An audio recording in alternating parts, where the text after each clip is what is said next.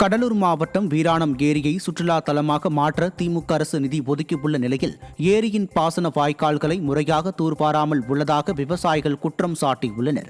வீராணம் ஏரியை தூர்வாரி அதன் பாசன வாய்க்கால்களையும் பராமரிக்க வேண்டும் என விவசாயிகள் தொடர்ந்து வலியுறுத்தி வருகின்றனர். ஆனால் திமுக அரசோ அதை செய்யாமல் வீராணம் ஏரியை சுற்றுலா தலமாக மாற்ற 8 கோடி ரூபாய் நிதி ஒதுக்கியுள்ளது.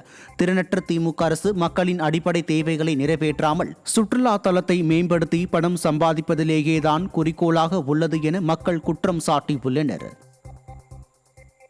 செங்கல்பட்டு மாவட்டம் திருக்கழுக்குன்றம் அரசு மருத்துவமனை வளாகத்தில் நிறுத்தி வைக்கப்பட்டிருந்த 108 ஆம்புலன்ஸ் திடீரென தீப்பற்றி எரிந்தது. திருக்கழுக்குன்றம் அரசு மருத்துவமனை வளாகத்திற்குள் நுழைந்த 108 ஆம்புலன்ஸில் திடீரென மின்கசிவு ஏற்பட்டு தீப்பிடித்து எரிந்து சேதமானது. அதிர்ஷ்டவசமாக உயிர் சேதம் எதுவும் ஏற்படவில்லை.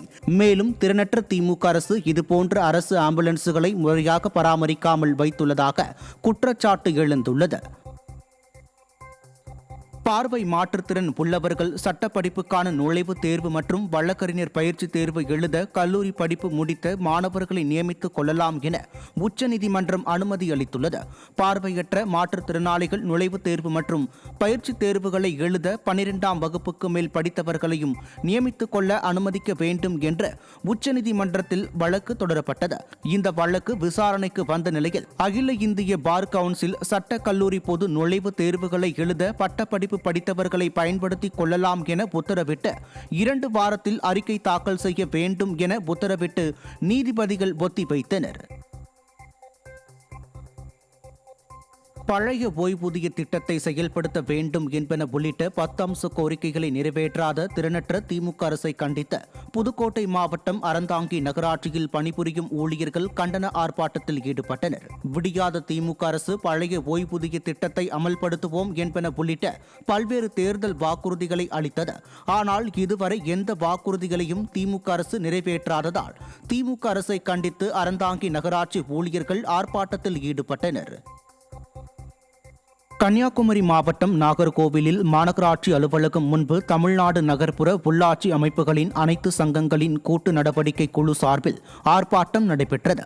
பதவி உயர்வு மற்றும் பணியிட மாறுதல்களை ஏனைய துறைகளில் இருப்பது போல கலந்தாய்வு மூலம் மேற்கொள்ள வேண்டும் என்பன உள்ளிட்ட 10 அம்ச கோரிக்கைகளை வலியுறுத்தி நாகர்கோவிலில் மாநகராட்சி அலுவலகம் முன்பு ஆர்ப்பாட்டம் நடைபெற்றது. இதில் பங்கேற்ற நகர்ப்புற உள்ளாட்சி அமைப்புகளின் அனைத்து சங்கங்களின் கூட்டு நடவடிக்கை குழுவினர் திறனற்ற திமுக அரசை கண்டித்து கோஷங்களை எழுப்பினர். தாய்லாந்தில் இருந்து சென்னைக்கு விமானத்தில் கடத்தி வரப்பட்ட 3 கோடி ரூபாய் மதிப்பிலான 3 கிலோ அதிக போதை தரும் கஞ்சா சிக்கியது. பாங்காக்கில் இருந்து இந்த கஞ்சா கடத்தி வரப்பட்ட நிலையில் அதனை கடத்தி வந்தவரும் சிக்கினார். திமுக ஆட்சியில் வெளிநாடுகளில் இருந்து தொழில் முதலீடுகள் வருகிறதோ இல்லையோ தினந்தோறும் கஞ்சா உள்ளிட்ட போதைப் பொருட்கள் தங்கு தடையின்றி வருவதாக மக்கள் குற்றம் சாட்டியுள்ளனர். பழைய ஓய்வூதிய திட்டத்தை செயல்படுத்த வேண்டும் என்பன உள்ளிட்ட 10 அம்ச கோரிக்கைகளை நிறைவேற்றாத திறனற்ற திமுக அரசை கண்டித்து புதுக்கோட்டை மாவட்டம் அறந்தாங்கி நகராட்சியில் பணிபுரியும் ஊழியர்கள் கண்டன ஆர்ப்பாட்டத்தில் ஈடுபட்டனர். விடியாத திமுக அரசு பழைய ஓய்வூதிய திட்டத்தை அமல்படுத்துவோம் என்பன உள்ளிட்ட பல்வேறு தேர்தல் வாக்குறுதிகளை அளித்தது. ஆனால் இதுவரை எந்த வாக்குறுதிகளையும் திமுக அரசு நிறைவேற்றாததால் திமுக அரசை கண்டித்து அறந்தாங்கி நகராட்சி ஊழியர்கள் ஆர்ப்பாட்டத்தில் ஈடுபட்டனர். செங்கல்பட்டு மாவட்டம் கிளாம்பாக்கம் பகுதியில் ஆமை வேகத்தில் நடைபெற்று வரும் ஆகாய நடைமேடை பணியால் பொதுமக்கள் தினந்தோறும் அச்சத்துடன் சாலையை கடந்து வருவதாக குற்றச்சாட்டு எழுந்துள்ளது. கிளாம்பாக்கம் பேருந்து நிலையம் முன்பு உள்ள சாலையை பொதுமக்கள் ஆபத்தான முறையில் கடந்து வருவதாகவும் இதனால் அசம்பாவிதம் ஏற்படும் அபாயம் உள்ளதாகவும் மக்கள் குற்றம் சாட்டியுள்ளனர். மக்கள் விரோத திமுக அரசின் அலட்சியத்தால் மக்களின் பாதுகாப்பு கேள்விக்குறியாகி உள்ளதாக வேதனை தெரிவித்துள்ளனர். மத்திய தொழில்துறை பாதுகாப்பு படை நடத்தும் வந்தே மாதரம் கடலோர சைக்கிள் பயணத்தில் ஈடுபட்டவர்கள் சென்னை வந்தடைந்தனர்.